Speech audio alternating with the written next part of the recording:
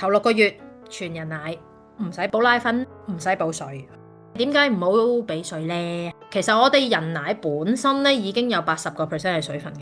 天氣嘅轉變都會令到母乳入邊嘅水分咧會提升嘅喎嚇，因為我哋嘅身好好嘅，佢知道 BB 要啲乜嘢嘅，咁所以咧你俾嘅人奶俾佢喺水分方面已經夠有突㗎啦，咁所以咧就唔需要額外俾水啦。如果你俾咗水，佢有半個胃都係水啦，咁佢仲得翻半個胃去啜你啲奶啫喎嚇，咁但係水入邊就係得水啫，冇其他嘢啊，咁樣就要有機會令到 BB 啜少咗啦，咁當然佢嘅營養吸收又少咗啦，係咪先？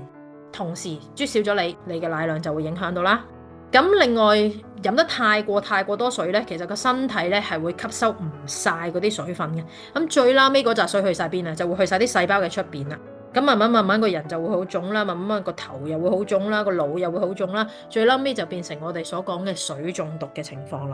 咁仲有一樣嘢咧，就係咧 BB 咧有機會咧，如果飲得太過多水嘅時候咧，佢個腎功能咧負擔唔到要去過濾過多嘅水分啊，咁當然都會影響咗佢個腎功能負擔啦。咁所以頭6個月全人奶，唔使補奶粉，唔使補水。